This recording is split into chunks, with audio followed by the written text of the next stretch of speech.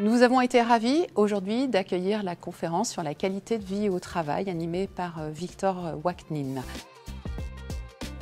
Je m'appelle Victor Waknin. Aujourd'hui, je dirige un cabinet qui a développé des outils de pilotage et d'amélioration de la qualité de vie au travail, qui vient mesurer l'impact du bien-être au travail sur la performance des entreprises. Alors la qualité de vie au travail, on va faire simple. On va imaginer que c'est un gâteau. Quand on fait un gâteau, généralement, on a des ingrédients, on va dire, classiques.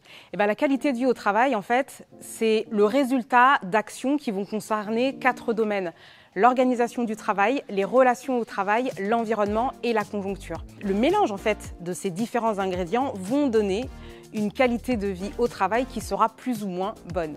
Et ce gâteau-là, en fait, quand on le partage, il permet de faire un travail de qualité dans un environnement harmonieux et le collaborateur, il va pouvoir y trouver du sens, de l'appartenance et se sentir reconnu dans ce qu'il fait au quotidien. Alors, peut-être comme thème sur la QVT, je pourrais choisir de vous parler des team building, très à la mode pour l'entreprise, travailler la cohésion. Les team building vont devenir des teams vraiment utiles, c'est-à-dire que je fais partie de ceux qui pensent que 2 heures de paintball n'ont pas vraiment d'impact sur un collectif et une cohésion. C'est un moment de légèreté très agréable.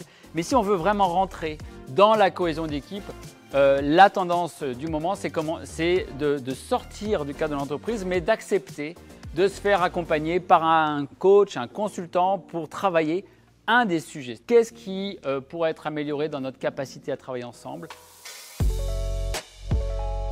Les principaux facteurs pour avoir une bonne qualité de vie au travail, c'est de se sentir utile, se sentir reconnu dans ses compétences et se sentir appartenir à l'entreprise.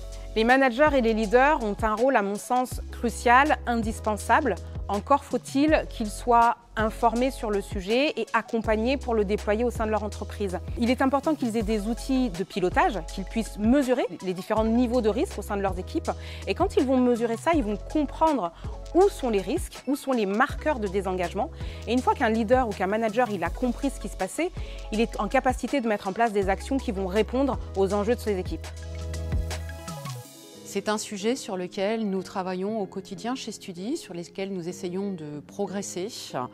Nous sommes convaincus chez Studi de l'importance de la qualité de vie au travail, de son impact sur les relations entre collègues, sur la réduction du stress, sur le sentiment d'appartenance.